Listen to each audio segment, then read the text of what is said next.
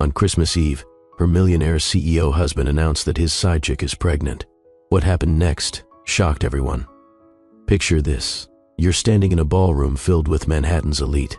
Crystal chandeliers, 20-foot Christmas tree, snow falling outside. Your husband is at the microphone, about to make an announcement. You think maybe he's finally going to acknowledge your work. Maybe he's going to say something nice for once. And then he opens his mouth. I'm thrilled to announce that Isabel Ashford and I are expecting a child this spring. The room erupts in applause. Champagne glasses clinking. Congratulations flowing. And you're standing there, 8 weeks pregnant with his baby, watching. A woman in a red dress step forward and put her hand on her stomach. Watching your husband smile at her the way he used to smile at you. Watching your entire marriage disintegrate in front of 200 people on Christmas Eve. But here's the thing. Here's what makes this story absolutely insane. The woman he just humiliated. The wife he's about to divorce for being unable to give him children. She's standing there carrying his child. And he has no idea. 7 years later, she's going to walk back into his life as the one person who can save him. And she's going to be hiding 3 children. His children. The heirs he wanted so desperately. Stay with me, because what happens next will restore your faith in karma and make you believe that sometimes the best. Revenge is becoming so successful that the person who destroyed you ends up needing you more than you ever needed them. Vivienne Laurent stood in the Metropolitan Club ballroom, her champagne glass trembling in her hand. At 28, she'd never quite fit into this world of old money and social pedigree. Her father had been a high school teacher. Her mother, a librarian in a small upstate New York town.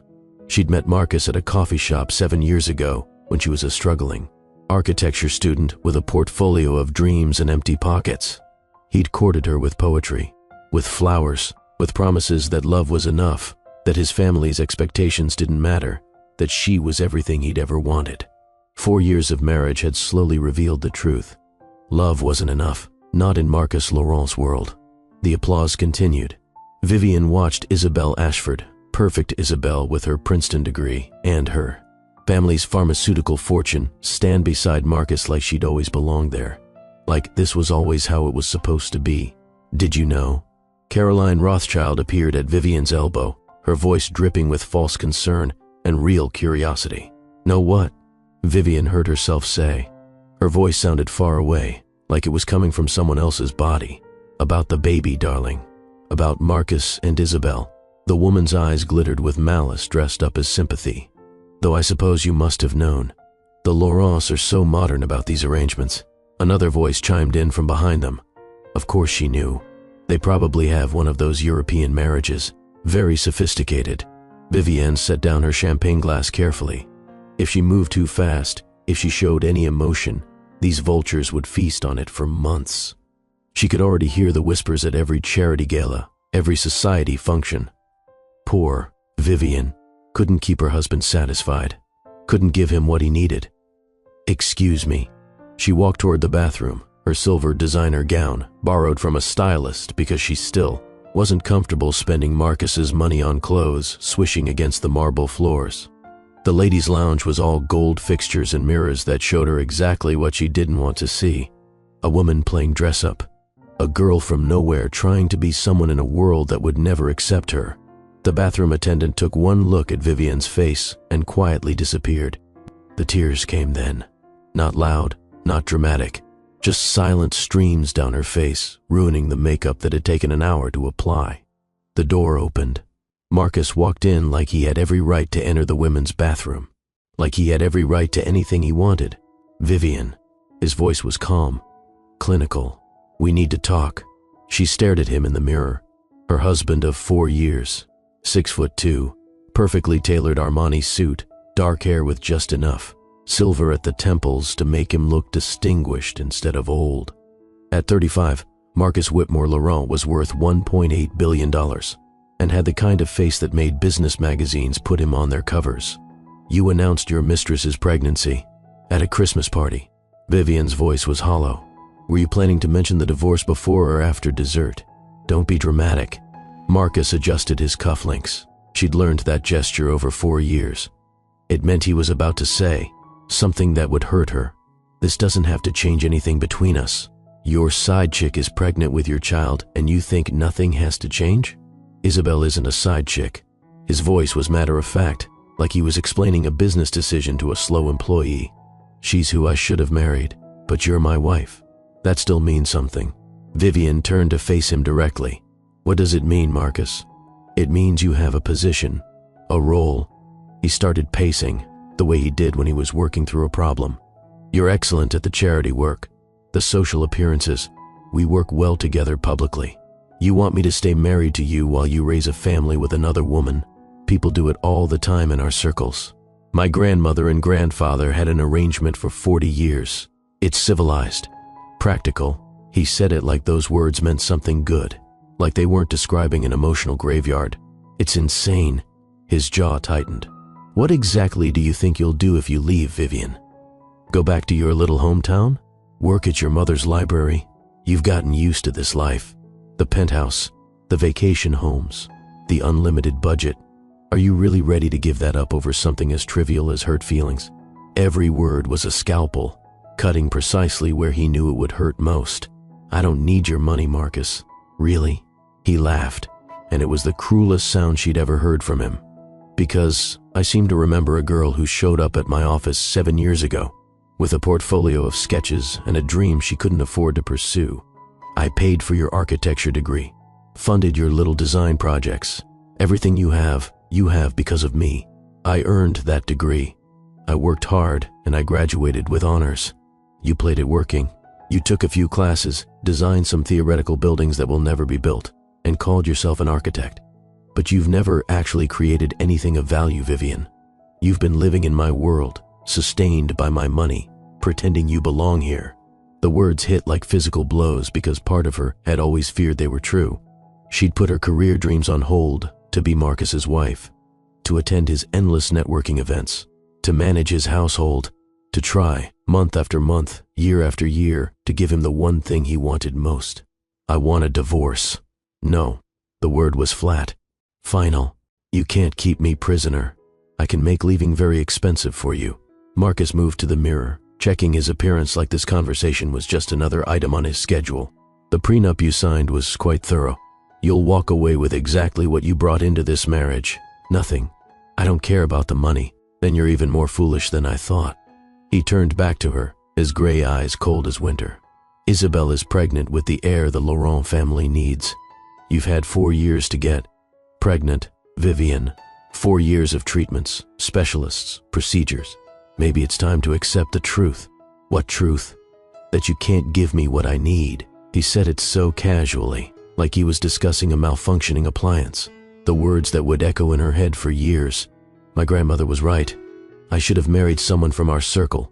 Someone with a proven family line. I'm not a broodmare, Marcus. I'm your wife. You're supposed to be both. His phone buzzed.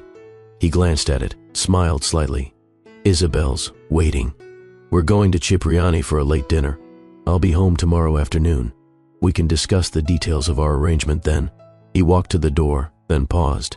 You know, you're a beautiful, intelligent woman, Vivian. You'll find someone eventually.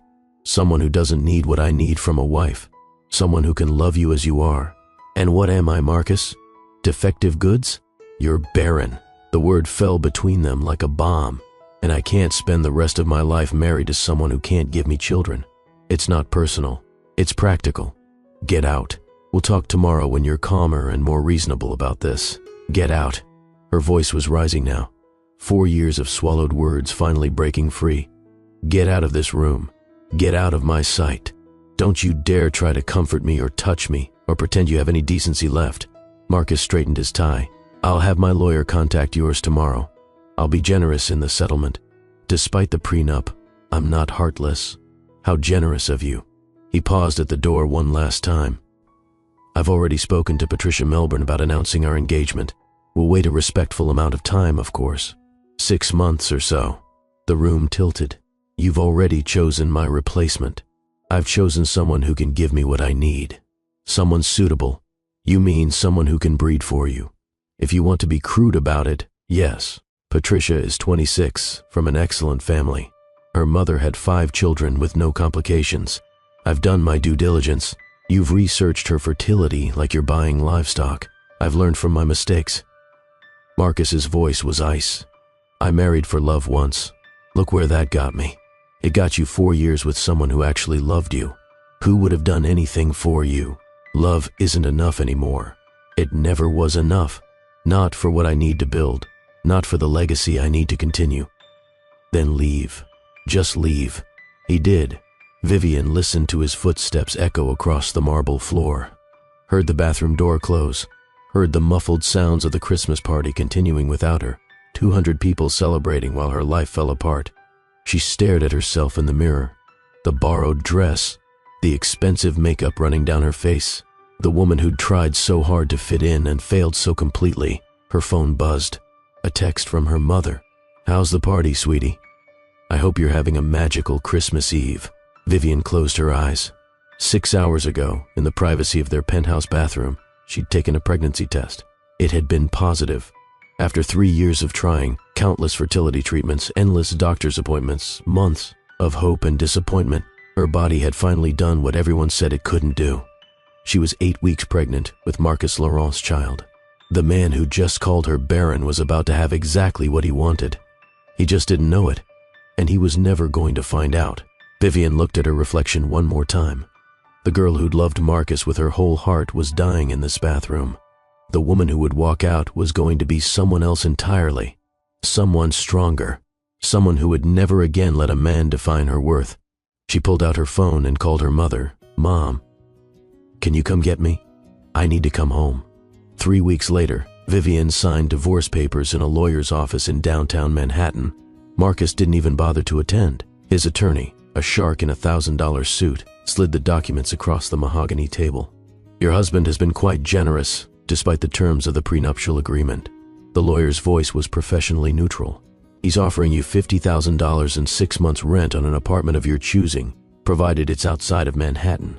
How magnanimous. Vivian's own lawyer, a family friend who'd driven down from her hometown to help her, frowned at the papers. Mrs. Laurent, you don't have to accept these terms. We can fight this. You put your career on hold to support his ambitions. Any judge would see that. No. Vivian signed her name on the first page. I don't want his money. I don't want anything from him. I just want this over. But Vivian, you have no income, no job prospects in this economy. And you're going to need support while you get back on your feet. I'll be fine. She signed every page. Watched the lawyer gather them up. Watched her marriage legally dissolve in a conference room that smelled like leather and broken promises. Outside, February snow was falling on the city where she'd lived for 4 years and never felt at home. Her mother was waiting in the parking garage. Elena Laurent, soon to be Elena Washington again, wrapped her daughter in a fierce hug. Let's go home, baby. They drove north, away from Manhattan, away from the life Vivian had tried to build, away from Marcus Laurent and his perfect Isabel and the baby they were expecting in the summer. Vivian put her hand on her own stomach, still flat, still hiding the secret that would change everything. She hadn't told anyone yet. Not her mother, not her lawyer, not the doctor who'd called to schedule her first prenatal appointment, because deep in her gut she knew. If she told anyone, somehow Marcus would find out, and he would take this baby the same way he'd taken everything else. He would make it about the Laurent legacy, about heirs and social standing, about everything except love. This baby was hers, only hers. In the passenger seat, staring at the highway stretching north toward home, Vivian made a decision that would define the next 7 years of her life. Marcus Laurent would never know he had a child. 2 months later, in a clinic in her hometown, Vivian lay on an examination table while an ultrasound technician moved a wand across her swelling belly. Well, the technician's eyes widened. That explains why you're measuring so large. What? Is something wrong? Vivian's mother gripped her hand tighter. Nothing's wrong. The technician turned the screen so they could see. You're just having more than one baby. Twins. The technician moved the wand again. Actually, it looks like triplets. Congratulations, Mom. You've got 3 heartbeats here. Vivian stared at the screen. 3 tiny shapes. 3 flickering heartbeats. 3 babies growing inside the woman Marcus had called barren. The irony was so sharp it cut. That's impossible. Vivian's voice was faint. I've had fertility issues. The doctor said my chances of even conceiving naturally were slim. Well, apparently your body had other ideas. The technician pointed to each baby in turn. Baby A, here in the optimal position. Baby B, and baby C, up here on top. All three showing strong heartbeats, good development for 14 weeks. 3 babies. Vivian's mind was reeling. How am I going to raise 3 babies alone? Her mother squeezed her hand. You're not alone, sweetheart. I'm here. Mom, you're supposed to be retiring. You and Dad had plans. Travel. Golf. You can't put your life on hold to help me raise 3 children. Watch me. Elena Washington's voice was fierce. That man threw you away like garbage. Called you defective. He doesn't get to know about these babies. And he definitely doesn't get to take them from you. But 3 babies, Mom. The money.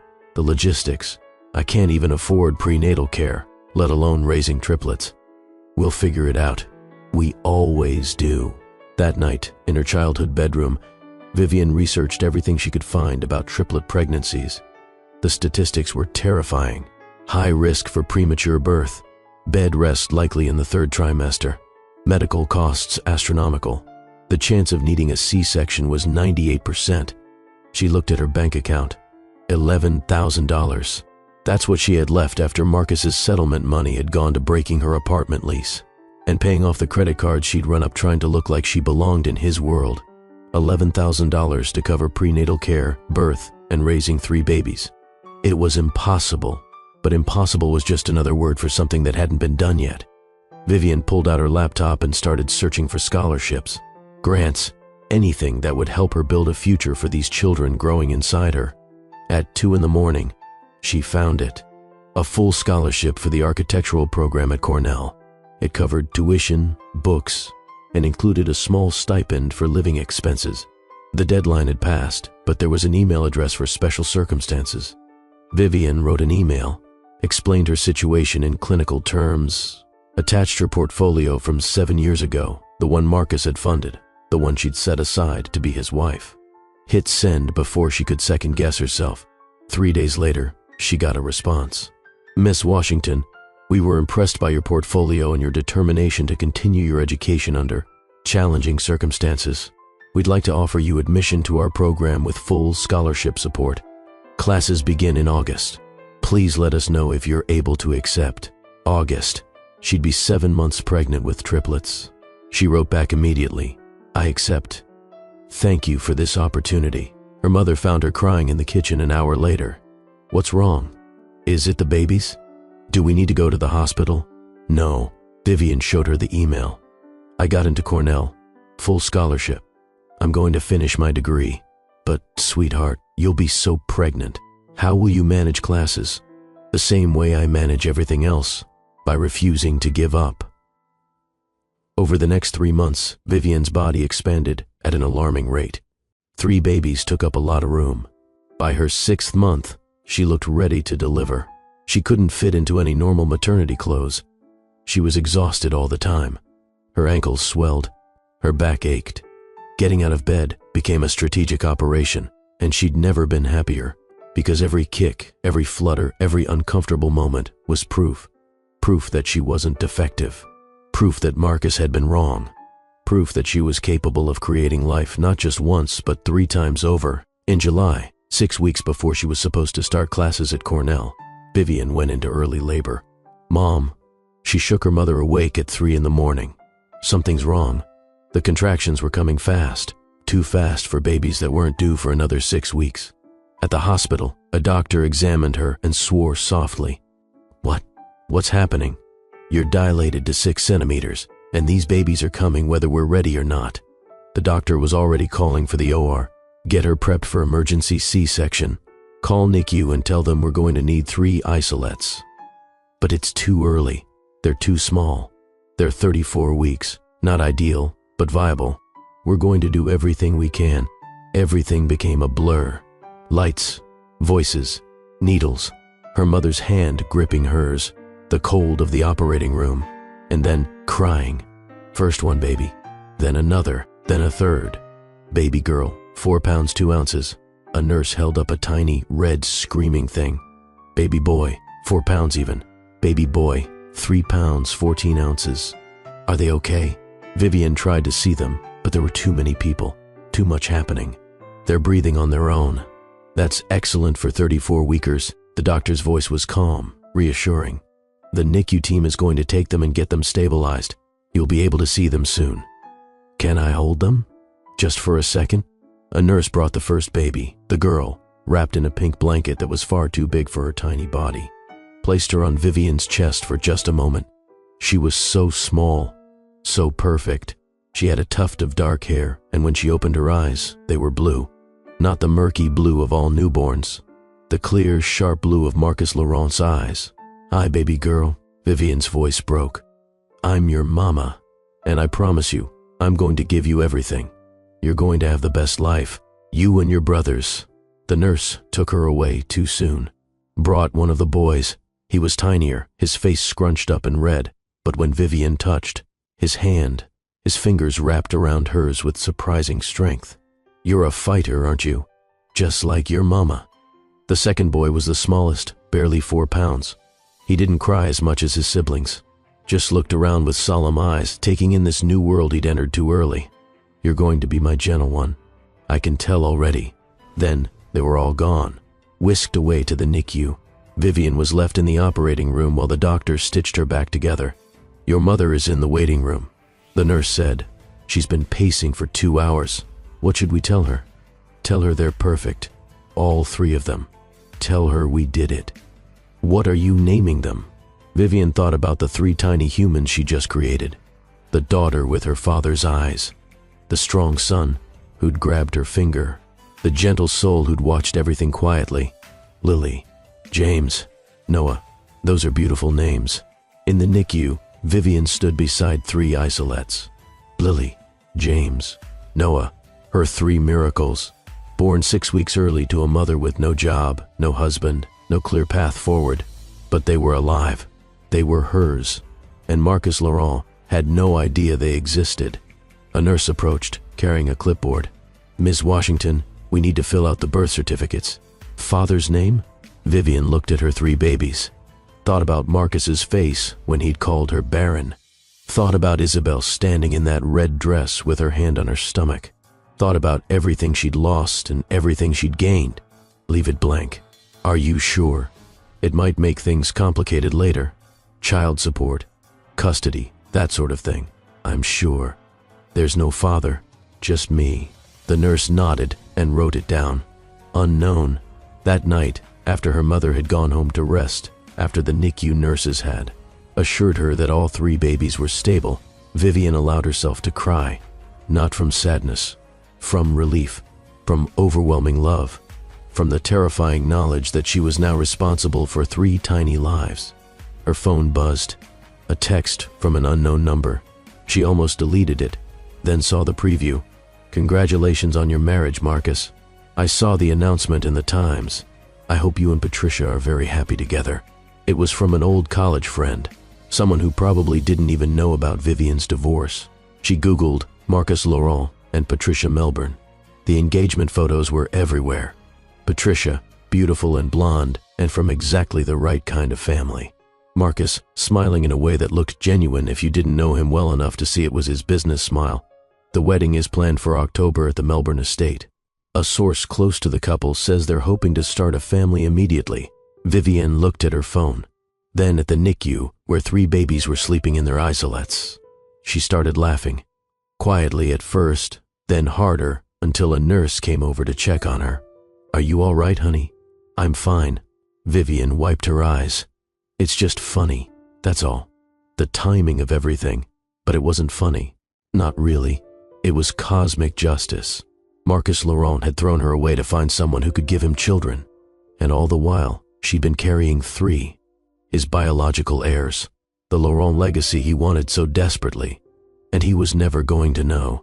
6 weeks later, Vivian stood in a Cornell classroom with 3 6-week-old babies in a massive triple stroller her mother had found at a consignment shop. Her professor stopped mid-lecture. "Miss Washington, I wasn't expecting you until next semester. I'm ready to start now." Vivian's voice was steady despite the exhaustion. "I've already missed the first few weeks. I can't afford to fall further behind. But you just had a baby. Babies. The professor corrected himself, staring at the stroller. Which is exactly why I need to finish this degree. I have 3 children to support. Over the next 4 years, Vivian redefined what was possible. She attended classes with babies strapped to her chest, studied while breastfeeding, designed revolutionary sustainable housing projects during nap times. Her mother moved from Chicago, gave up her retirement plans, and became the world's most devoted grandmother. She watched the triplets while Vivian was in class, rocked them when they cried, taught them their ABCs and colors, and Vivian worked harder than she'd ever worked in her life. She took freelance design jobs, anything to bring in extra money, designed websites for local businesses, created marketing materials for startups, consulted on small residential projects. Every dollar went into an account for the triplets' future. Every free moment went into her studies. At night, after the children were asleep, Vivian would work on her thesis project, a revolutionary concept for sustainable low-income housing that could be built quickly and affordably while maintaining dignity and beauty. Your designs are extraordinary. Her thesis advisor studied the renderings with obvious admiration. This isn't student work. This is professional-level innovation. Thank you. Vivian was too tired to feel proud. She just needed to finish, to graduate, to prove that she could build something real. Have you considered submitting this to the National Architecture Innovation Competition? First prize is $50,000 and a guaranteed contract with a major development firm. $50,000. That was childcare for a year, college funds, security. How do I submit? The competition had over 3,000 entries. Vivian submitted hers without much hope. She was a single mother finishing her degree 6 years late. The judges were looking for innovation from established firms, not desperation from a woman trying to keep her head above water. 6 weeks later, she got a call. Ms. Washington, this is Adrian Chen from Chen & Associates Architecture. I was one of the judges for the national competition. Oh, Vivian switched the phone to her other ear while she simultaneously stirred pasta and helped Lily with her colors. I didn't win, did I? It's fine. I expected as much. You didn't win first place. You won the entire competition. Your sustainable housing design isn't just innovative. It's revolutionary. We want to build it. Vivian stopped stirring. What? We have funding for a pilot project in Rochester. 50 units of sustainable housing for low-income families. I want you to be the lead architect. I haven't even graduated yet. I don't care about the degree. I care about the vision. Can you start in 3 months? Vivian looked around her mother's cramped kitchen. Lily was coloring. James was building an elaborate structure with blocks. Noah was reading a book that was meant for children 3 years older. Her 3 4-year-olds. Her miracles. The children Marcus didn't know existed. Yes, I can start in 3 months. That conversation changed everything. Vivian graduated with highest honors, took the job with Chen & Associates, moved to an actual apartment instead of her mother's spare bedroom. The Rochester housing project was a massive success. It won awards, got featured in architecture magazines, led to more projects. Within 2 years, Adrian Chen offered her a partnership. We're going to rebrand. Chen & Washington Associates. 50-50 split. You've earned it. By the time the triplets turned 6, Vivian Laurent, now permanently Vivian Washington, was one of the most respected sustainable architects in the Northeast. Her firm had designed affordable housing developments, community centers, schools. She'd built an empire from nothing, from the ashes of her destroyed marriage, from the label of barren that Marcus had branded her with. And through it all, she never told anyone who the children's father was. Not the teachers who asked, not the other parents at school functions, not even the triplets themselves when they started asking questions. Sweetheart, some families look different. Vivian would tell Lily when she asked why they didn't have a daddy like the other kids. We have grandma and each other. That's our family. But didn't we have a father? James, always the logical one, would press the issue. Biologically, I mean. You did. But he's not part of our lives. It's complicated, and when you're older, I'll explain everything. Does he know about us? Noah would ask quietly. No, baby. He doesn't. Why not? Because some people aren't ready to be parents, and I'd rather you have no father than one who doesn't value you the way you deserve. It was the truth, just not all of it. The whole truth was locked in Vivian's heart. The memories of that Christmas Eve, the bathroom confrontation, the words barren and defective and worthless. She would protect her children from that pain for as long as she could. On the triplets' 6th birthday, Vivian's mother pulled her aside while the children were demolishing their cake. "You've done an incredible job, sweetheart. Look at them. They're happy, healthy, brilliant. You should be so proud." "I am." Vivian watched her children. Lily was covered in frosting, laughing. James was explaining the physics of how candles work to anyone who would listen. Noah was quietly making sure everyone got equal pieces of cake. But they're going to keep asking about their father. And eventually, age-appropriate answers won't be enough. I know. What will you tell them? The truth.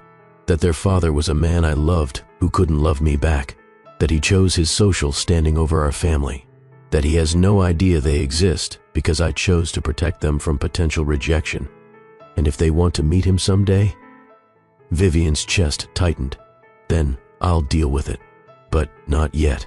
They're too young to understand the complexities. Too young to protect themselves if he disappoints them. What if he's changed? People don't change that much, Mom. Especially not men like Marcus Laurent. But 6 months later, Vivian's entire carefully constructed world was about to collide with her past. Her phone rang while she was reviewing blueprints for a new project. Her assistant's voice was excited. "Vivian, you're not going to believe this.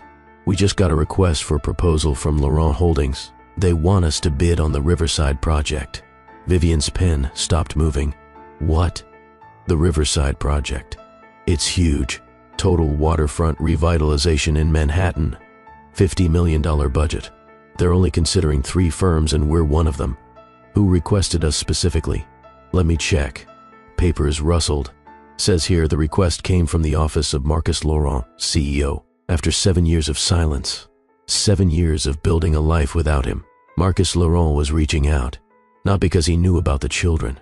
He couldn't possibly know. But because he needed her professionally. Because her firm was now successful enough, prestigious enough, innovative enough that his company wanted her expertise. The irony was so perfect it hurt. "Do we accept the RFP?" her assistant asked. Vivian thought about 3 children in the next room, working on their homework. Children with their father's eyes, their father's intelligence, their father's presence. She thought about the girl she'd been 7 years ago. Broken, barren, worthless. She thought about the woman she'd become. Award-winning architect, successful businesswoman, devoted mother.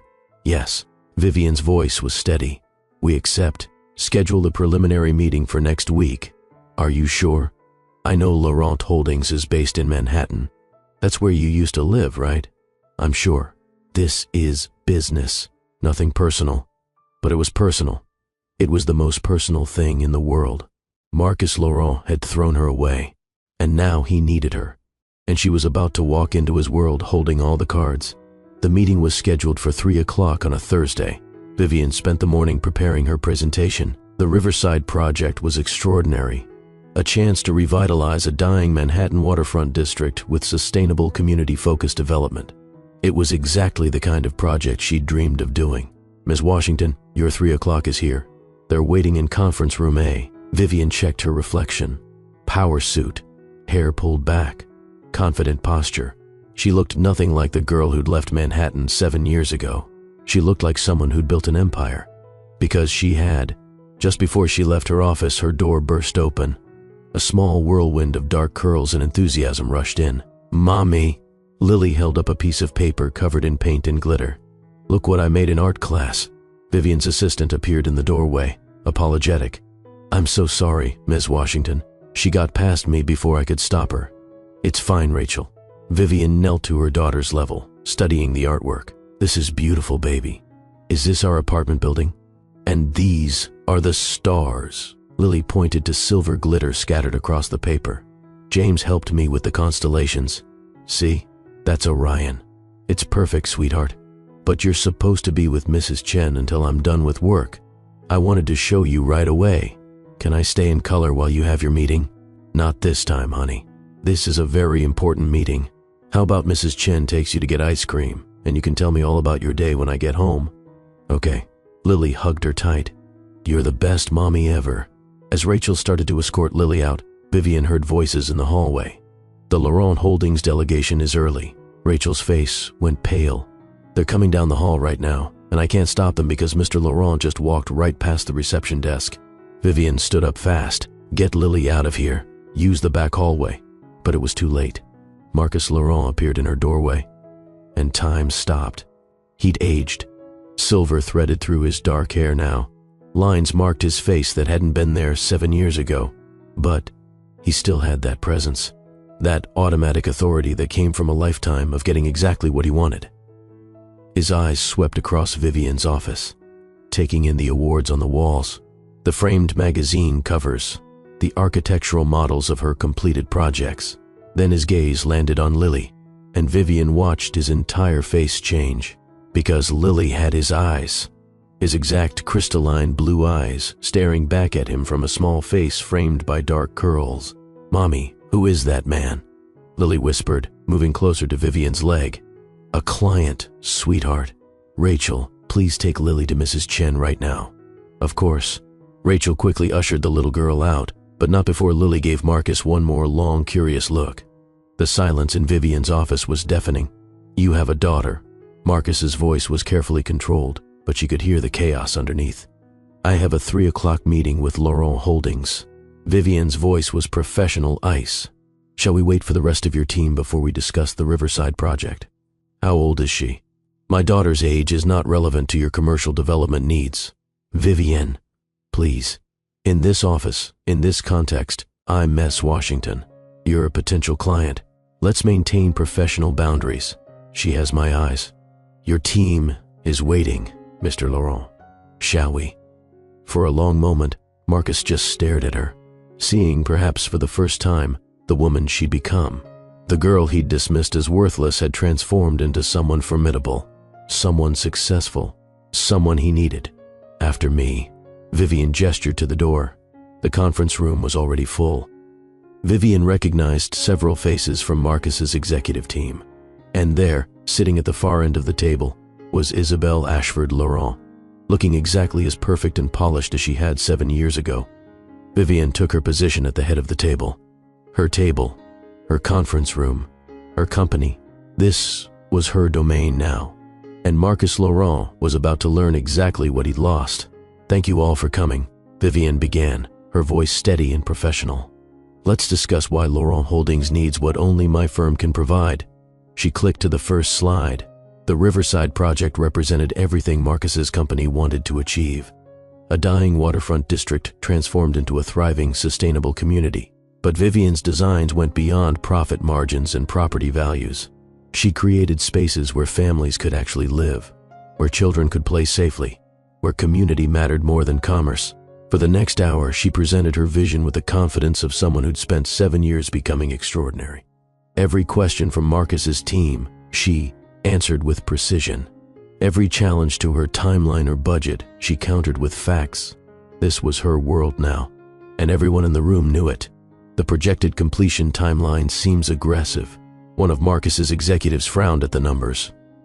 "Can your firm really deliver the scope in 18 months? We delivered the Hartford Center in 14 months, and that was structurally more complex." Vivian pulled up the comparison data. "The Riverside project is ambitious, but entirely within our capabilities. We've never missed a deadline, assuming we choose your firm." Isabelle spoke for the first time, her voice carrying that same entitled edge it always had. "There are other architectural firms we're considering, larger firms with more resources." Vivian smiled. The expression didn't quite reach her eyes. "There are indeed other firms, but none of them have my track record for sustainable development, community integration, and on-time delivery. You're welcome to pursue other options, but we both know that's why you're sitting in my conference room instead of theirs. You need what I can provide." The power dynamic was unmistakable. 7 years ago, Vivian had needed Marcus for everything. Money, status, validation. Now, he needed her. Professionally, desperately. "Perhaps we could discuss the finer points over dinner," Marcus suggested, his eyes never leaving Vivian's face. "Tonight, if you're available." "I don't mix business with personal meals, Mr. Laurent. If you have questions about the proposal, my team can schedule a follow-up meeting." "This isn't just about business, Vivian.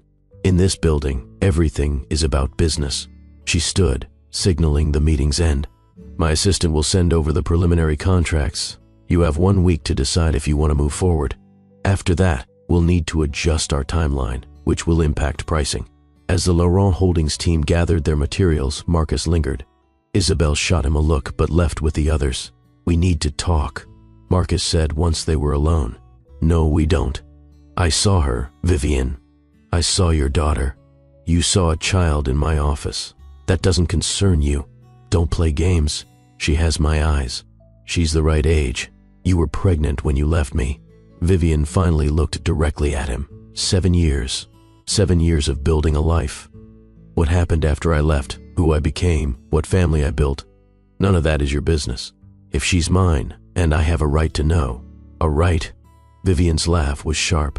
"You stood in a bathroom on Christmas Eve and called me barren.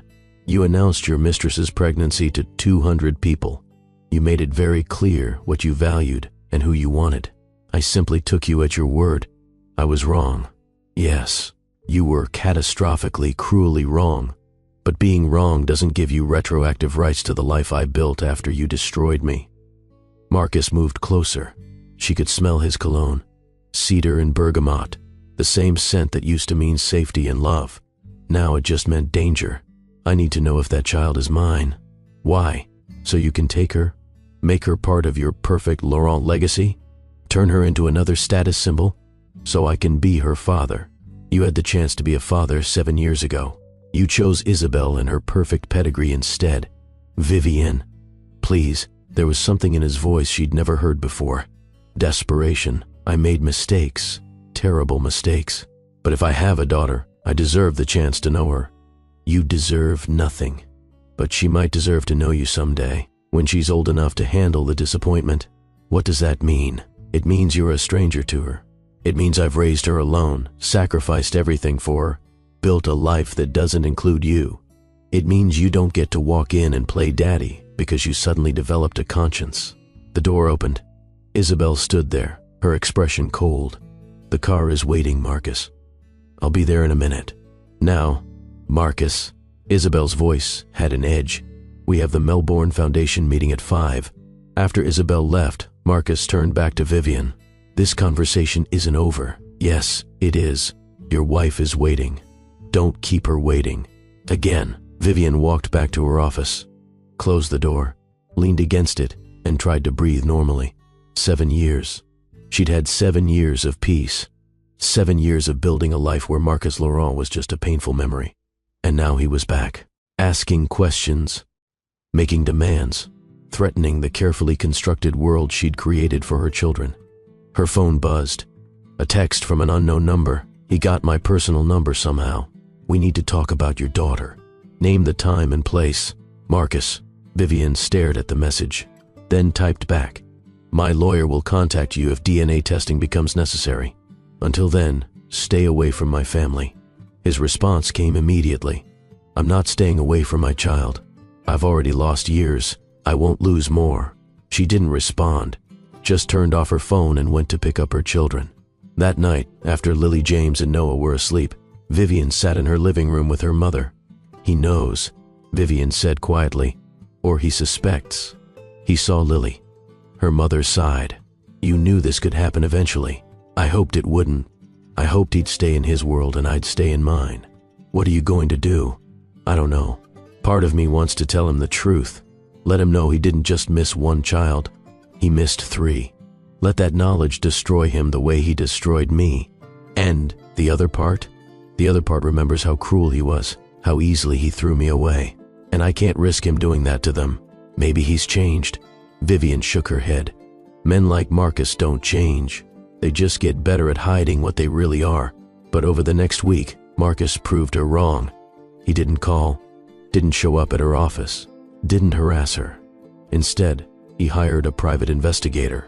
Vivian found out when her assistant mentioned a man asking questions at the children's school, at their pediatrician's office, at the places they went regularly. "He's investigating us," Vivian told her lawyer. "Can we stop him?" "Not unless he's breaking laws or harassing you directly." Her lawyer frowned. "But I can send a cease and desist if you want." "Send it." The letter was delivered by courier the next day. Marcus's response came an hour later. "I'm not trying to hurt you or scare you. I just need to know the truth. Please, Vivian, just talk to me. She didn't respond, but 2 days later, her world exploded. Marcus showed up at her apartment at 8 in the morning. On a Saturday, Vivian answered the door in sweatpants and a coffee-stained t-shirt. Behind her, she could hear the triplets arguing about whose turn it was to pick the movie. What are you doing here? She tried to block his view of the apartment. I know about all three of them. Marcus's voice was raw. Lily, James, Noah, I know they're mine. All three. Vivian's blood went cold. How did you find out? Does it matter? He held up a folder. Birth certificates, school records, medical files, photos. I've seen everything, Vivienne. 7 years of their lives. 7 years I missed. You had no right to investigate my children, our children, and I had every right. They're my biological children, and you kept them from me. I protected them from you. There's a difference. Mommy, Lily appeared in the hallway. Who's at the door? Behind her came James and Noah, all three of them staring at the stranger on their doorstep. Marcus looked at them, really looked at them, and Vivian watched him completely fall apart. Lily had his eyes. James had his face structure, his serious expression. Noah had his exact smile. They were unmistakably his children. All three of them. Kids, go back to the living room. Vivian's voice was firm. I'll be there in a minute. But Mom, who is he? James, always the protective one, didn't move. Someone I used to know. Please, go inside. After the children reluctantly obeyed, Vivian stepped into the hallway and closed the door behind her. You need to leave. Now, not until we talk about this. Marcus's hands were shaking. Triplets. You were pregnant with triplets, and you never told me. You called me barren. You threw me away for being unable to have children. Why would I tell you I was carrying 3 of them? Because I'm their father. You're a sperm donor. I'm their parent. I've been there for every moment, every milestone, every nightmare and triumph. You contributed DNA. That's all. That's not fair. Fair? Vivian's voice rose. You want to talk about fair? You humiliated me on Christmas Eve. You married someone else while I was pregnant with your children. You built a life while I was struggling to keep 3 premature babies alive. Don't you dare talk to me about fair. I didn't know. You didn't ask. You didn't care. You were too busy with Isabel and your perfect society life. Marcus closed his eyes. I made mistakes.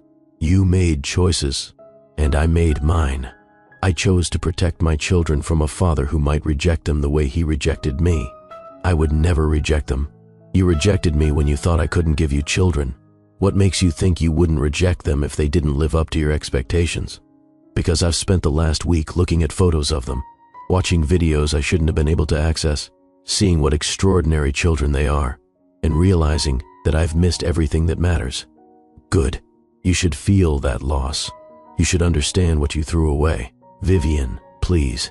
I know I don't deserve anything from you.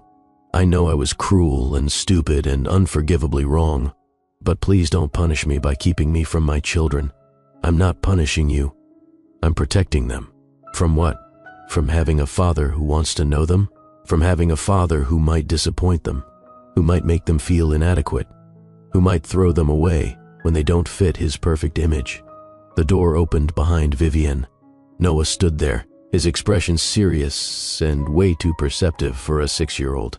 Mom, are you okay? You sound upset. I'm fine, baby. Go back inside. Is this our dad? Noah asked directly. Because you're talking like it might be our dad. Vivian's heart stopped. Noah, sweetie, this is complicated. James and Lily appeared behind their brother, all 3 of them studying Marcus with identical expressions of curiosity and caution. You have his eyes, Lily said, pointing at Marcus. The same blue. Are you related to us? Marcus looked at Vivian. A silent question. What do I say? She wanted to lie, wanted to send him away and pretend this confrontation had never happened. But her children deserved the truth, even if it was complicated and messy. Kids, this is Marcus Laurent. He's someone I used to be married to. Before you were born. Before? James, always analytical, did the math immediately. So you were married to him when we were conceived? Yes. Is he our biological father? James pressed. Vivian looked at her 3 children, the loves of her life, The humans she'd built everything for. Yes, he is. The silence that followed was deafening. Why didn't you tell us? Lily's voice was small. We've been asking about our dad for years. Because it's complicated. Because he didn't know about you. Because I was trying to protect you. From what? Noah asked. From him? From potential disappointment. Marcus knelt down, bringing himself to the children's eye level. Can I say something? The triplets looked at their mother. Vivian nodded reluctantly. I know this is confusing and probably scary. Marcus's voice was gentle. I didn't know about you until very recently. Your mother and I separated before you were born, and I had no idea she was pregnant. That's not her fault. It's mine. I made some very bad choices that hurt your mom very badly. What kind of bad choices? James asked. Grown-up relationship mistakes that I'm not proud of. But now that I know about you, I want to be part of your lives, if that's okay with you. And with your mom. What if we don't want you to be part of our lives? Lily crossed her arms. You made Mom cry. We heard her crying on the phone to Grandma about you. Then I would understand. And I would respect that. But I hope you'll give me a chance to get to know you. To prove that I can be a good father. You're married to someone else, Noah pointed out. We learned about this in school. You can't be married to two people. I'm separated from my wife. We're getting divorced. Because of us? James's eyes widened. Did we break up your marriage? No. Marcus was firm. Absolutely not. My marriage was broken long before I knew about you. This has nothing to do with you. Vivian intervened. Kids, this is a lot to process. Why don't you go back to your movie, and Marcus and I will talk more. Okay. Can he come back? Lily asked. To talk to us properly? Not just standing in the hallway? That's up to your mom. Marcus stood, looking at Vivian with an expression she couldn't quite read. After the children went back inside, Vivian turned to Marcus. If you hurt them, if you disappoint them, if you make them feel like they're not enough, I will make sure you never see them again. Do you understand? I understand. One supervised visit. Next Saturday, at the park, 1 hour. If it goes well, we'll discuss more. Thank you. Don't thank me. I'm not doing this for you. I'm doing it for them. They deserve the chance to know their biological father, even if he doesn't deserve to know them. Marcus left without another word. Vivian went back inside to find 3 children sitting on the couch, the movie forgotten. Are you mad at us? Noah asked quietly. What? No, baby. Why would I be mad at you? Because we asked him to come back. Lily twisted her hands together. Maybe we should have asked you first. Vivian sat down and pulled all 3 children close. You did nothing wrong. Nothing. This is between me and Marcus. You're allowed to be curious about your father. You're allowed to want to know him. Do you want us to know him? James asked. Or would you rather we didn't? It's complicated. Vivian chose her words carefully. Marcus hurt me very badly. He said cruel things and made me feel worthless. That's hard for me to forgive, but you're not me. You deserve to make your own decisions about him. What if we like him? Lily asked. Would that make you sad? It would make me happy that you have another person who loves you, even if that person and I have a difficult history. What if we don't like him? Noah's voice was worried. Will he go away again? That's up to him. But I promise you, no matter what happens with Marcus, you will always have me. Always. The following Saturday, Vivian brought the children to Central Park. Marcus was already there, pacing near a bench. He dressed casually, jeans and a sweater instead of his usual suits. Trying, Vivian supposed, to seem approachable. Hi, he said when they approached. Thank you for coming. We're here for 1 hour. Vivian checked her watch. The kids want to get to know you. Don't waste their time. For the next 60 minutes, Vivian watched Marcus talk with their children. He asked about their interests, their school, their favorite subjects. Lily showed him pictures of her artwork on Vivian's phone. I want to be an artist when I grow up. Or maybe an architect like Mom. You're very talented. Marcus studied each drawing carefully. This one with the cityscape. Did your mom help you with the perspective? She showed me about vanishing points and scale, but I drew it myself. It's remarkable. James peppered Marcus with questions about business and technology. I'm going to start my own company someday. I've already got 3 ideas. What kind of company? Something that solves problems. Maybe apps or software, something that makes people's lives easier. That's exactly how I started. Marcus seemed genuinely impressed, identifying a problem and creating a solution. Mom says you're a CEO. What does that actually mean day to day? For the next 20 minutes, Marcus and James discussed business strategy, market analysis, and leadership principles. Vivian watched her 6-year-old son hold a sophisticated conversation about economics with his billionaire father. Noah was quieter, hanging back and observing. Finally, Marcus turned to him. "What about you, Noah? What are you interested in?" "Books, mostly. I like to read and write stories." "What kind of stories?" "Adventures. About kids who have to be brave and help each other. I'd love to read one sometime. If you'd be willing to share." Noah's face lit up. "Really?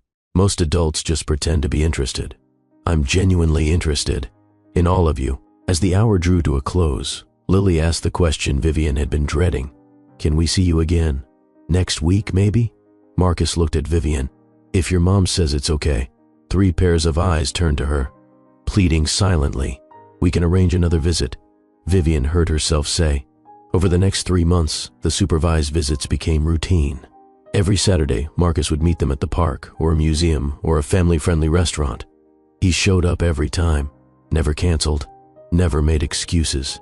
He attended Lily's art show at school, sat through James's science fair presentation about renewable energy, listened to Noah read an original story at the library's young authors event, and slowly, impossibly, the children fell in love with their father. Vivian watched it happen with a mixture of relief and terror. Relief that her children were getting something they'd always wanted. Terror that Marcus might eventually revert to the cruel man who destroyed her. But he didn't. He was patient, kind, genuinely interested in their lives. One evening, after dropping the kids off following a Saturday outing, Marcus lingered in Vivian's doorway. "Can I ask you something?" "What? Are you happy? Did you find someone who deserves you?" "My personal life isn't your concern. I'm just trying to understand. 7 years is a long time. You must have dated, maybe found someone." "I was too busy raising 3 children and building a career. Dating wasn't a priority." "So, you've been alone this whole time?" "I've had my children, my work, my mother before she passed." "I wasn't alone. I was complete." Marcus was quiet for a moment. "I'm sorry about your mother. I heard she died 2 years ago." "How did you know that?" "The investigation. Before I knew the full truth." "I'm sorry.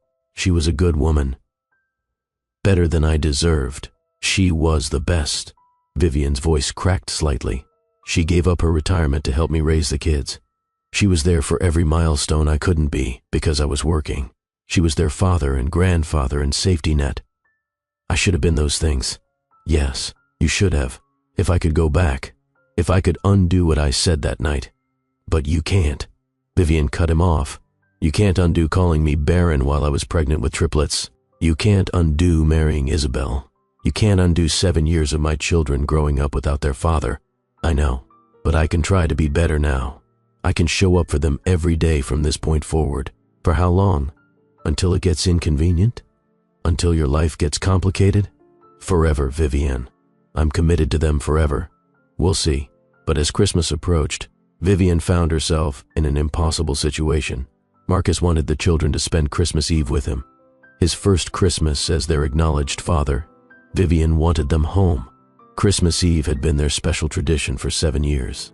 Hot chocolate, Christmas movies, matching pajamas. And there was another complication. The Riverside project was ready for its official groundbreaking ceremony. Marcus had scheduled it for December 24th, Christmas Eve.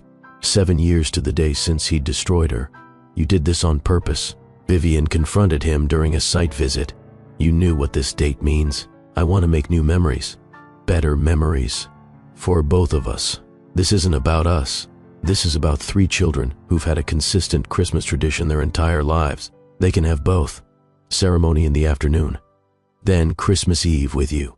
You're manipulating this situation. I'm trying to build something better." Marcus gestured at the project site. "This development. It's not just about profit anymore. It's about community, about creating spaces where families like ours can thrive. We're not a family." "Maybe not yet, but we could be." Vivian stared at him. "What are you saying?" I'm saying I never stopped loving you. I made the worst mistake of my life when I let you go.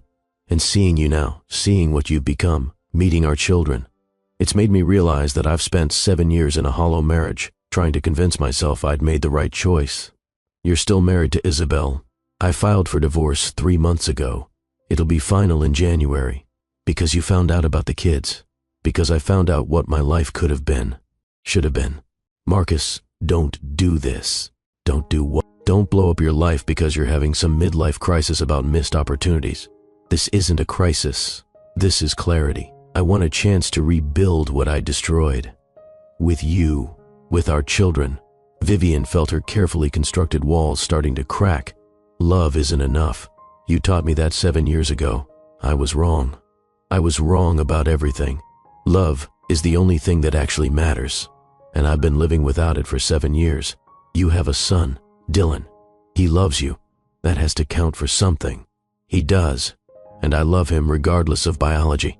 But that doesn't change the fact that I'm not in love with his mother. That I married her for all the wrong reasons. What about what you owe him? Stability? A family? Dylan will have stability. He'll have me as his father always.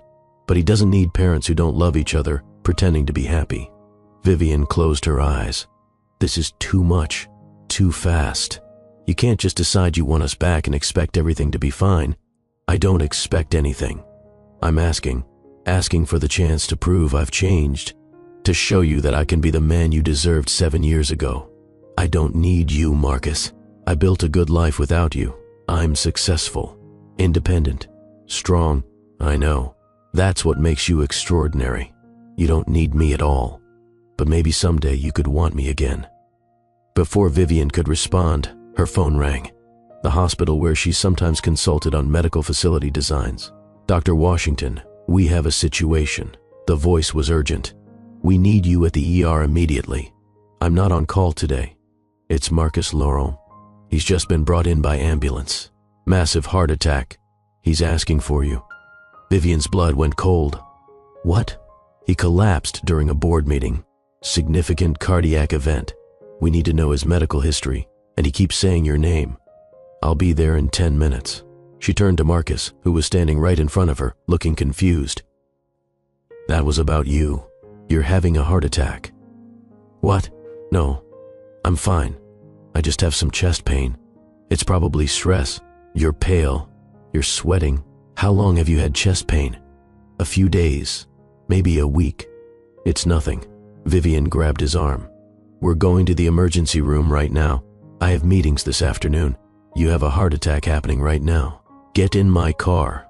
She drove faster than she should have, watching Marcus's color get worse by the minute. This is ridiculous. I'm fine. You're not fine. You're a 42-year-old man with a family history of cardiac disease and significant stress factors. You're having a heart attack, and if we don't get you to the hospital in the next few minutes, you could die. I can't die. Marcus's voice was strained. I just found my children. I just got you back in my life. Then stop arguing and let me save you. At the hospital, the ER team took Marcus immediately. Vivian gave them his medical history, his family cardiac history, everything she knew from their marriage. Are you his wife? A nurse asked. Ex-wife. But I'm also the mother of his children, and I need to know if he's going to survive. We're running tests now. The damage looks significant. He's going to need emergency surgery. Vivian called Marcus's office, then Isabel. Then she sat in the waiting room and tried to process what was happening. 7 years. 7 years of building a life without him. And now he might die before she'd figured out how she felt about him being back. Her phone rang. Adrian, her business partner. I heard about Marcus. Are you okay? I don't know. He might die, Adrian. And I don't know if I want him to live because of the kids or because I still care about him. Probably both. That's what I'm afraid of. An hour later, a cardiologist found her in the waiting room. Miss Washington? I'm Dr. Peterson. We need to do emergency surgery on Mr. Laurent. Triple bypass. The damage is extensive. Will he survive? If we operate immediately, he has a good chance. But we have a complication. The best cardiac surgeon for this particular type of bypass is on vacation. The second best is in surgery for another 6 hours. Then use whoever's available. There is one other option. Dr. Peterson hesitated. I know you consult on our medical facilities. I also know you went to medical school before switching to architecture. I didn't finish medical school, but you completed surgical rotations. You have the training, and you know his medical history better than anyone. You're asking me to operate on my ex-husband? I'm asking if you could assist, guide the procedure. Your knowledge of his condition could make the difference. This is insane. It's unprecedented. But so is having the patient's ex-wife be a trained surgeon who happens to be in the building. Vivian thought about 3 children who just found their father, about whether they deserved the chance to know him longer than 3 months. I'll assist, but I'm not making any medical decisions based on personal feelings. This is purely professional. Of course, the surgery took 6 hours. Vivian stood in the OR, watching the surgeons repair Marcus's damaged heart, providing input based on her knowledge of his medical history, keeping her hands steady and her mind focused on the work. This was the man who'd destroyed her, the man who'd called her worthless and barren, the man who'd announced his mistress's pregnancy on Christmas Eve, and she was helping save his life. The irony was almost too much. When the surgery was finally complete, when Marcus was stable and being moved to recovery, Vivian stepped out of the OR and found Isabel waiting. Is he alive? Yes, the surgery was successful. He should make a full recovery with proper rehabilitation, thank God. Isabel's relief seemed genuine. Then her expression hardened. You were in there, in the operating room. I assisted the surgical team. How convenient. His ex-wife just happens to be medically trained and available to save him. Would you have preferred I let him die? I would have preferred you stayed out of our lives. Isabel stepped closer. I know what you're doing, using those children to manipulate him, trying to win him back. I'm not trying to win anyone back. I have a successful career and 3 children I've raised alone. I don't need Marcus Laurent for anything. Then why are you here? Because despite everything he did to me, he's still my children's father, and they deserve to have him in their lives. Those children are a mistake, a reminder of his past. Isabel's voice was cold. He has a real family now, with me and Dylan. Dylan isn't even his biological child, Vivian said quietly. We both know that. Isabel's face went white. How did you know? DNA testing becomes public record eventually, especially in divorce proceedings, which I hear you filed 3 months ago. I filed because he became obsessed with you and your children, because he couldn't stop talking about what he'd lost. Good. He should be obsessed with what he threw away. Maybe it'll teach him something about value. You're vindictive. No. I'm a mother protecting her children. There's a difference. Before Isabel could respond, a nurse emerged. Mr. Laurent is asking for Miss Washington. Of course he is. Isabel's voice was bitter. Go ahead. Play the hero. But remember, I'm still his wife. I'm still the one he chose. For now. Vivian walked past her into the recovery room. Marcus was awake but groggy. He smiled weakly when he saw her. You saved my life. I assisted a surgical team. Don't make it dramatic. The kids, are they okay? Do they know? They're fine. They're with my assistant. I haven't told them yet. I wanted to wait until you were stable. Thank you for everything, for letting me meet them, for saving me, for giving me a chance I don't deserve. You don't deserve it. Vivian's voice was firm. But they deserve a father. So you're going to recover, and you're going to show up for them every single day for the rest of your life. Understood? Understood. And Marcus, if you ever hurt them the way you hurt me, I will make sure this. Heart attack looks like a blessing compared to what I'll do to you. He smiled despite the pain. There's the Vivian I remember. Strong, fierce, terrifying. I'm not the girl you married. That girl died 7 years ago in a bathroom on Christmas Eve. I know. You're better now. Stronger. Everything I needed you to be and was too stupid to appreciate. Rest. We'll talk more when you're recovered. Vivian left the hospital as dawn was breaking. She hadn't slept in 24 hours. She'd assisted in surgery on her ex-husband. She'd confronted his soon-to-be ex-wife. She'd made decisions about life and death. And somehow, she'd survived. When she got home, 3 worried children were waiting with her assistant. Mom. Lily ran to her. Where were you? We were so worried. I'm sorry, babies. There was an emergency at the hospital. Is someone hurt? Noah's face was pale. Vivian knelt down. Your dad had a heart attack. He needed surgery. But he's okay now. He's going to recover. Can we see him? James asked immediately. Soon, when he's stronger. But yes, you can see him. Is it our fault? Lily's eyes filled with tears. Because we stressed him out by being mad about not knowing him? No, sweetheart. Absolutely not. This has nothing to do with you. Your dad has a family history of heart problems. This was always a risk for him. But we just found him. Noah's voice broke. We can't lose him already. Vivian pulled all three children close. You're not going to lose him. He's going to be fine. And when he's recovered, he's going to be part of your lives for a very long time. Over the next 2 weeks, Marcus recovered in the hospital. The children visited every day, bringing him drawings and books and updates about school. Vivian watched their relationship deepen, watched Marcus ask thoughtful questions about their interests, watched him remember details from previous conversations, watched him become the father they deserved. And slowly, terrifyingly, she felt her own walls starting to come down. This wasn't the Marcus who destroyed her. This was someone different, someone humbled by his mistakes, someone genuinely trying to be better. On Christmas Eve, exactly 7 years after the worst night of her life, Vivian stood at the Riverside Project groundbreaking ceremony. The development she designed was about to become reality. Her vision, her work, her proof that she was valuable, talented, extraordinary. Marcus was there too, still recovering but determined to attend. He gave a speech about community, about building for the next generation, about creating something meaningful. And then he went off script.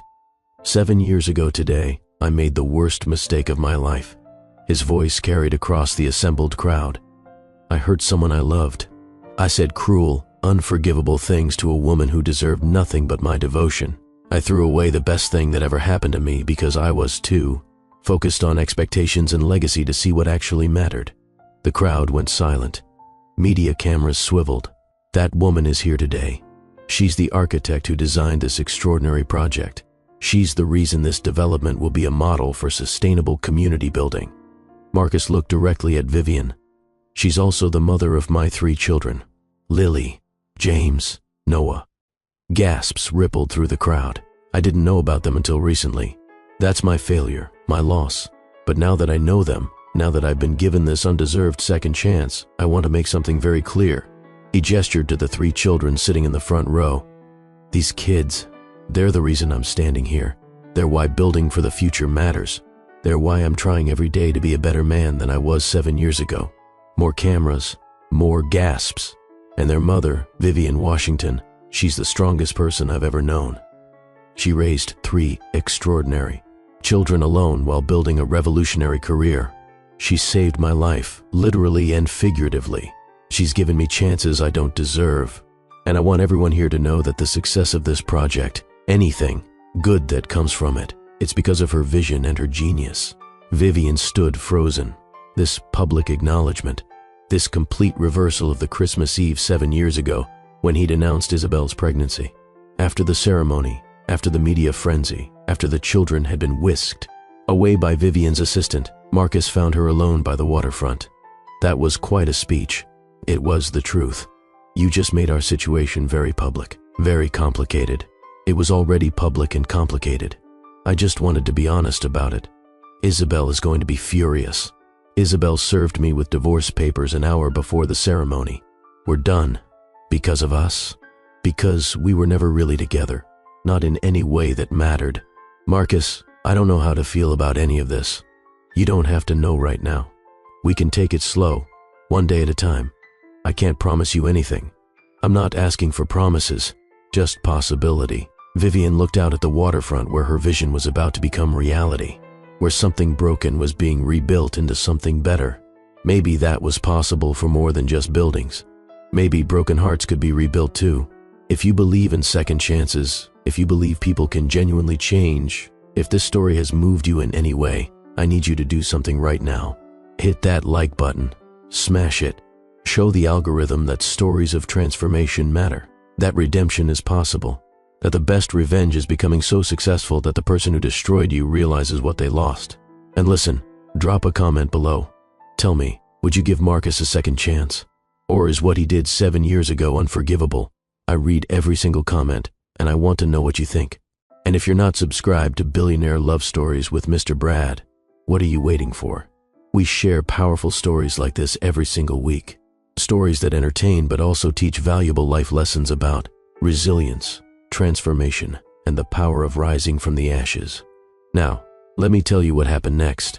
Over the next 6 months, Marcus proved himself, not with grand gestures or expensive gifts, but with consistency.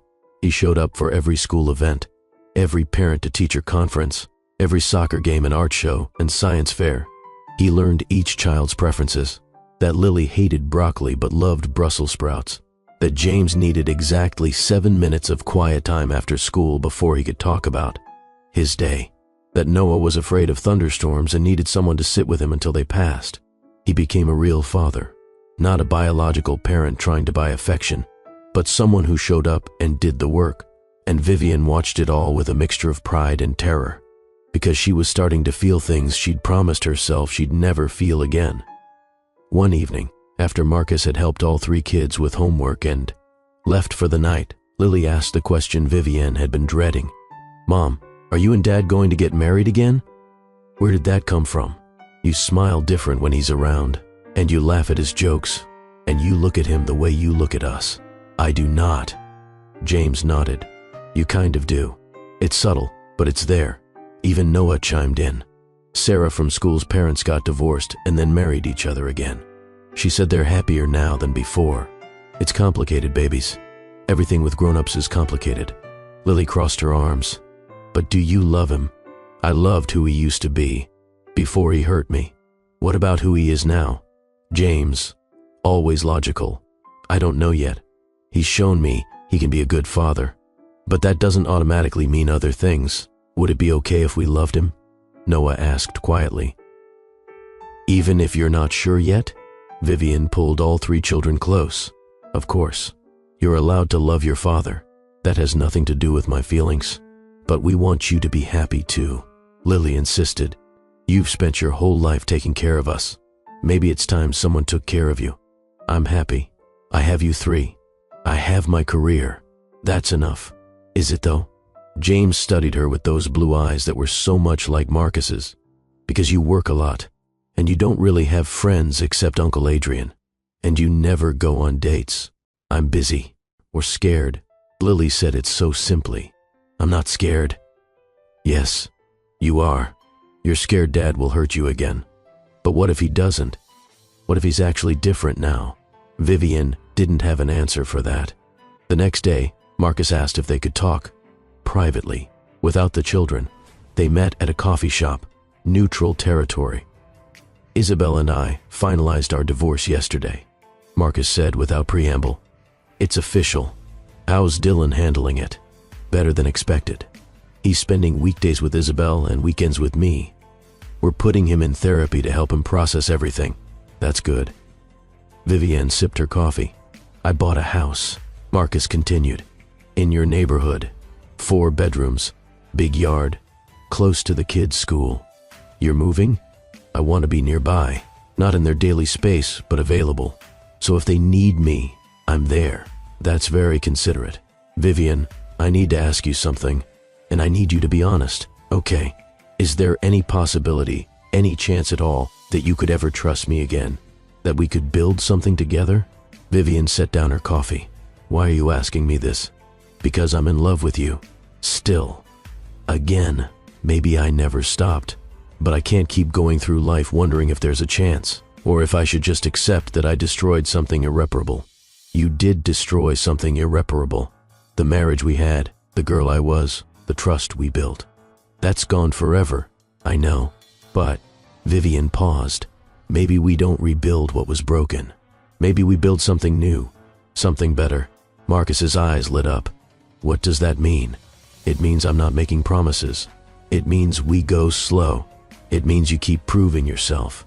It means I get to set boundaries and you get to respect them without complaint. I can do that. It means we're honest with the kids about what's happening. No secrets. No false hope if things don't work out. Agreed. And Marcus, it means if you ever make me feel worthless again, if you use words as weapons, if you prioritize status over substance, I'm done. Permanently. No second chances.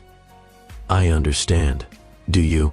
Because 7 years ago, you promised to love me forever, and that lasted exactly as long as it was convenient.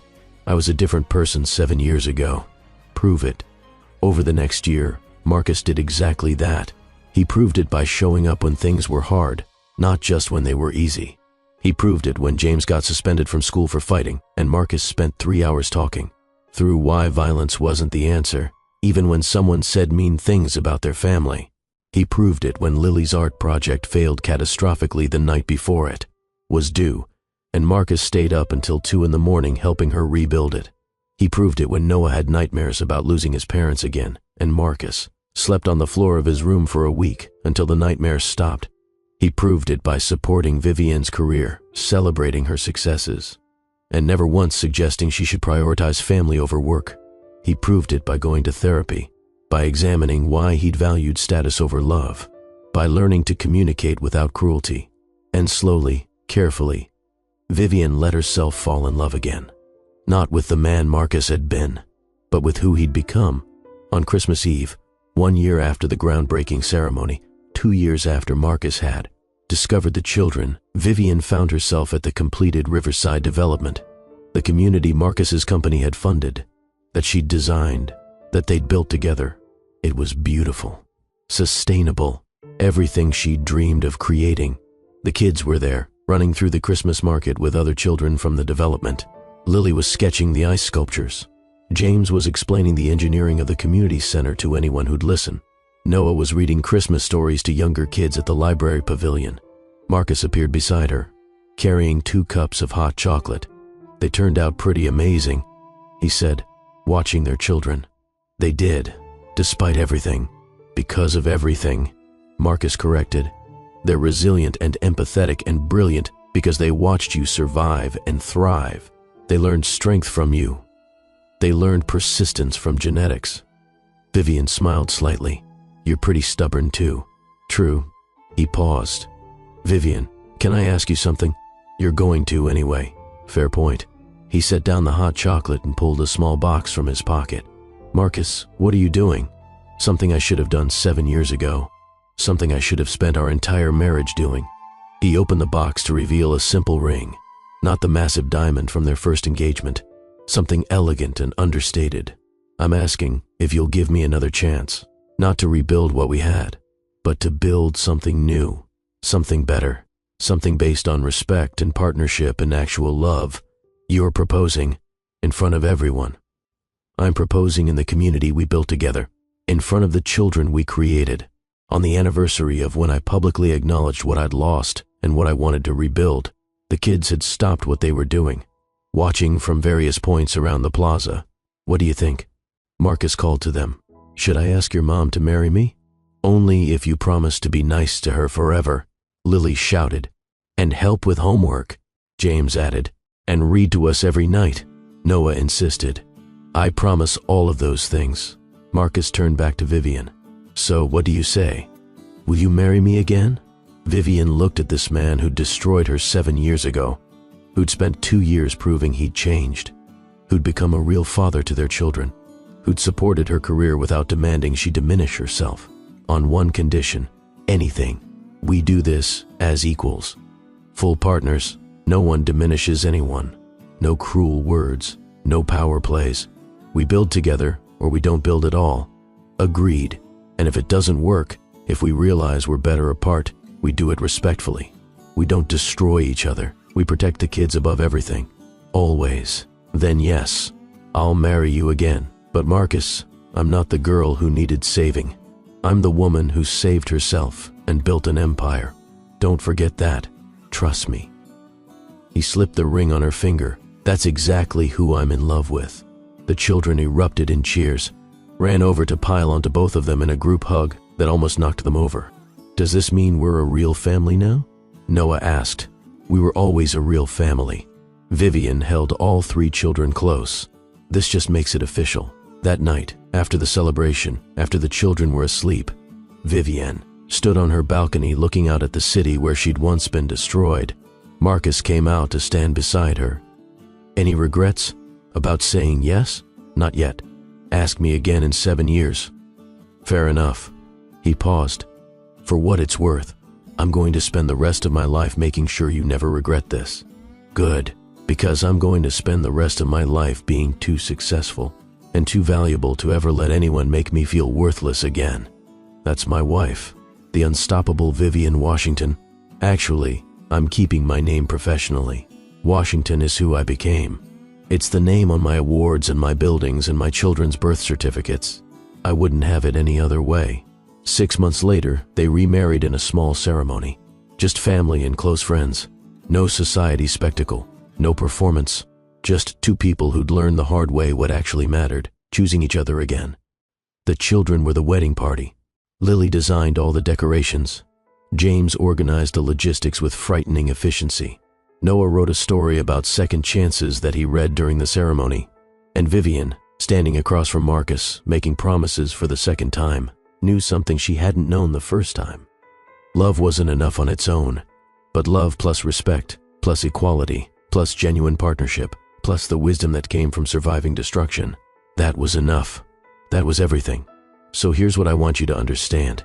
This story isn't just about a woman who got revenge by becoming successful. It's about a woman who refused to let someone else's cruelty define her worth. It's about building yourself back up after being torn down, about protecting what matters most, about knowing your value even when someone tells you you're worthless. And yes, it's about second chances, but only the kind that are earned through real change, real work, real transformation. Marcus Laurent spent 7 years married to the wrong woman for the wrong reasons. Vivienne Washington spent 7 years becoming the right woman for herself. And when they found their way back to each other, it wasn't because she needed him. It was because they chose to build something better together. That's the lesson here. Your worth isn't determined by who couldn't see it. Your value isn't measured by who threw you away. And sometimes the best revenge isn't revenge at all. Sometimes it's just becoming so extraordinary that the person who destroyed you realizes they destroyed themselves in the process. So, if this story moved you, if Vivienne's journey from humiliation to triumph inspired you, if you believe in transformation and second chances that are actually earned, here's what I need you to do. 1. Hit that subscribe button right now. Join the Billionaire Love Stories with Mr. Brad family. We share powerful stories like this every week. Stories that entertain but also teach valuable lessons about resilience, love, and knowing your worth. 2. Give this video a thumbs up. That like button, destroy it. Show YouTube that stories of transformation matter. That content about rising from the ashes deserves to be seen. 3. Comment below. Tell me your story. Have you ever had to rebuild after being destroyed? Have you ever shown someone who underestimated you exactly what you were capable of? Share it. Your story might inspire someone else who's going through their own transformation. And 4. Share this video with someone who needs to hear it. Someone who's been made to feel worthless. Someone who's rebuilding after betrayal. Someone who needs to remember that their best revenge is becoming their best self. Remember, the woman Marcus called barren gave birth to triplets and built a multi-million-dollar architectural firm. The wife he threw away became the architect he desperately needed. The girl he called worthless became invaluable. Your story isn't over just because someone tried to write your ending. You get to decide what comes next. You get to build your own empire from the ashes. And sometimes, if you're lucky, the people who destroyed you get to watch from the sidelines and realize exactly what they lost. This is Mr. Brad reminding you that your value is inherent, your worth is not negotiable, and your transformation is inevitable if you're willing to do the work. Until next time, keep rising, keep building, and keep proving that you are absolutely unstoppable. Now go smash that subscribe button, and I'll see you in the next story.